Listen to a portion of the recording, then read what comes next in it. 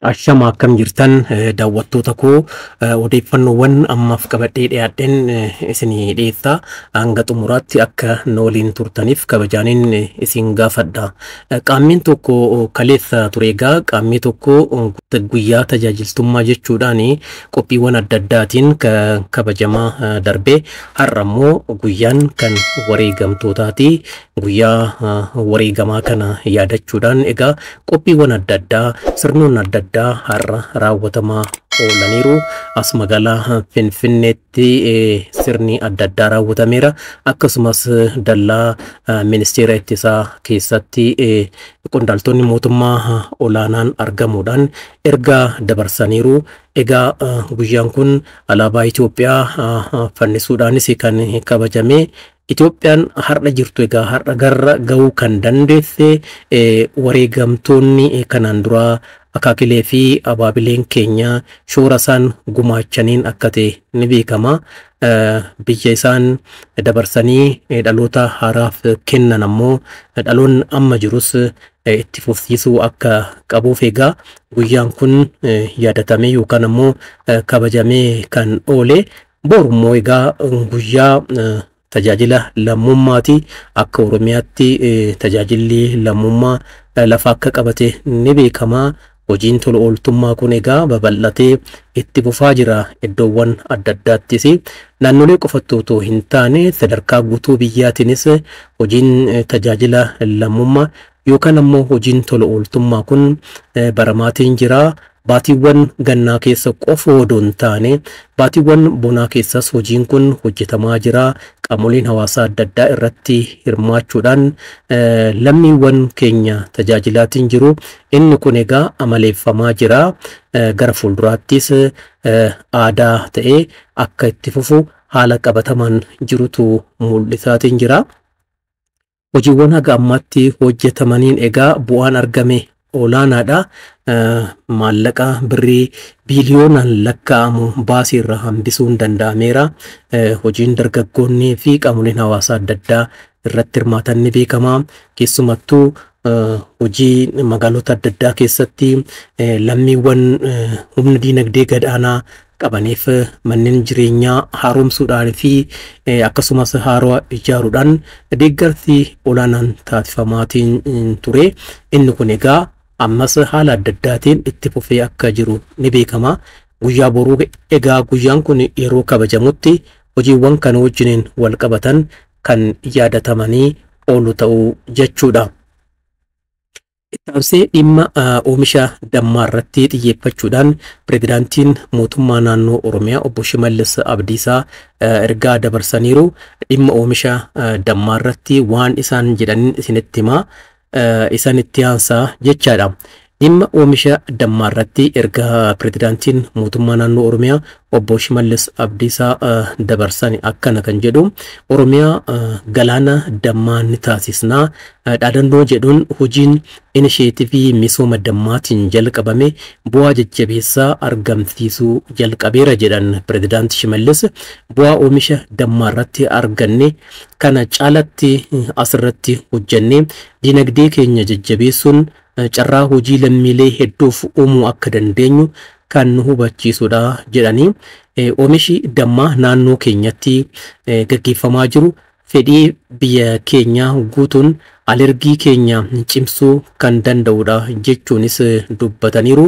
Bara kan egaa inisheetivii misooma dammaa milkeessuudhaaf gaagura ammayyaa'aa 300 fi 45 qonnaan bultootaa fi horsiisee bultoota akkasumas dargaggoota gurmaa'aniif dhiyeessuudhaan dammi tooniin 86,000 oomishamee jira jedhaniiru pirezidaantichi.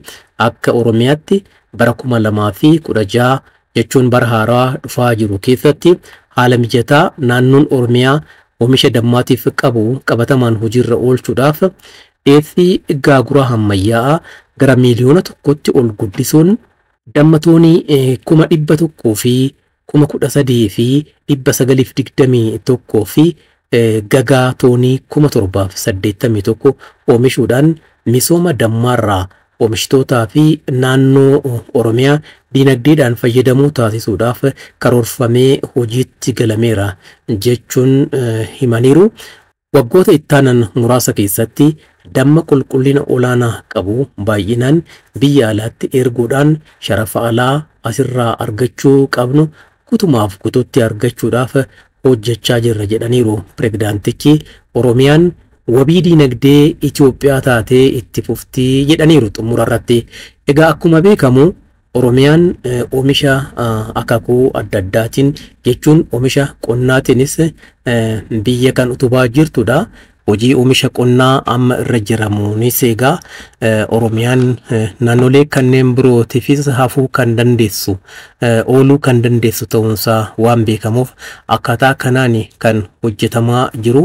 Pirezidaantiin mootummaa naannoo Oromiyaa obbo Shimallis Abdiisaa ergaa dhimma oomisha dammaa irratti dabarsan kanaanis Oromiyaan wabii dinagdee Itoophiyaa taatee itti fufti jechuudhaan ergaa isaanii kan dabarsan sababuma kanaani. Odeeffannoo biroo dhimma biroo irratti isinii dhiyeessuun egaa odeeffannoo xumura irratti isinii dhiyeessuun pirezidaantiin mootummaa naannoo Amaaraa obbo Araggaa Kabbadaa har'a ibsa kennaniiru haala qabatamaa naannichaa irratti. Naannoon Amaaraa rakkoo tasgabbii keessa ture keessaa ba'uudhaan haala tasgabbaatti deebi'uusaa pirezidaantichi ibsa har'a kennan kanaan mirkaneessaniiru. Egaa naannoo Amaaraa keessatti sababa gareen finxaaleessaan Jaawwisaa jedhamu saamicha raawwateen naannichi nagaansaa boora'ee akka ture ni beekama. Sababa kanaan egaa caasaan mootummaa irra jiraanis hojii dhaabee ture. Hojiin amma dhaabbate kun dhawaataan akka itti fufuu fi caasaan mootummaa akka diriirfamuuf hojjetamaa kan jiru ta'uusaa pirezidaant Araggaa Kabbadaa ibsa kenna kanaan mirkaneessaniiru. Finxaaleeyyiin egaa ammas nuti irra aannee jirra jechuudhaan olola sobaa afarsaatiin jiru. Inni kun akka hin taane egaa ibsi pirezidaantichi kennan kun iyyuu ragaadha. Keessumattuu finxaaleeyyiin iddoowwan adda addaa jiran kanneen biyya keessa jiranis ta'ee kan biyya alaa naannichi nagaa akka hin qabaanneef carraaqii taasisaa jiran ammas cimsanii itti fufanii akka jiran odeeffannoowwan isaan kennaa jiran irraa hubachuun ni danda'ama. Egaa biyya keessatti raayyaan ittisa biyyaa sochii isaan taasisan kana qolachuudhaan naannoon Amaaraa nagaa waaraa akka qabaatuuf hojjechaa kan jiru ta'uunsaa ni beekama. Uummanni naannichaa immoo deeggarsi raayyaa ittisa biyyaatiif taasisaa jiru cimee itti fufeera. Akkaataa kanaan egaa hojiin hojjetamaa jiru finiinee itti fufuudhaan gutumaaf gututti naannoon Amaaraa nagaa waaraatti deebi'uu danda'a jedhameeti kan eegamaa jiru. Ibsi pirezidaantichi kennanis kana kan mirkaneessudha. Akkuma jalqaba irratti egaa isinitti himee kaleessa guyyaa tajaajiltummaa jedhameeti kan kabajamaa oole. Guyyaa tajaajiltummaa qaamni tokko kabajameenis egaa sirnoonni adda addaa raawwatamaniiru. Dhaabbileen mootummaa adda addaa keessumattuu damee geejjibaa irratti hawaasaaf tajaajila bilisaati kan kennaa oolanii. Har'a immoo guyyaa wareegamaati kan kabajamee oole. Guyyaa wareegamaa wajjin wal qabatee egaa kan yaadatame gooticha raayyaa ittisa Itoophiyaati. Kanaan dura akaakilee fi abaabileen keenya Itoophiyaa eeguudhaan diina qolachuudhaan asiin gaaniiru. Dhaloonni amma jiru kun ammoo Itoophiyaa itti fufsiisuudhaaf kutannoodhaan hojjechuu akka qabu haala mul'isuun ittiin danda'amuun egaa guyyaan wareegamaa kun har'a kan qophiiwwan adda addaatiin kabajamee oole. As magaalaa Finfinnee keessatti sirnoonni adda addaa raawwatamaniiru. Dallaa ministeera ittisaa keessattis egaa iddoo qondaaltonni mootummaa olaanaan argamanitti ergaawwan faayidaa qabeeyyiin adda addaa darbaniiru. Haala kanaan egaa guyyaan wareegamaa kun kan kabajamee oole. Bor ammoo qaamni sadii guyyaa tajaajila tola ooltummaa yookaan tajaajila lammummaati kan kabajamee oolu. Guyyaan tajaajila lammummaa yookaan tola ooltummaa kun qophiiwwan adda addaatiin sirnoota adda addaatiin yaadatamee oola jedhameeti kan eegamu. Egaa nus akka lammiitti tajaajila lammummaa kana kennuun barbaachisaadha. Hojii tola ooltummaa yoo hojjenne bu'aan argannu olaanaadha. Tola ooltummaa nuti raawwanneef kan fayyadamu qaama biraa qofa miti, nus fayyadamoo taana. Kanaaf iddoo jirrutti tola ooltummaadhaan tajaajila kennuun barbaachisaadhaan isiniin jedha. Waan nu hordoftaniif baay'een isin galatoomfadha. Yeroo birootti ammoo odeeffannoowwan biroo argadhu qabadheetan deebi'aa. Fayyaa ta'a.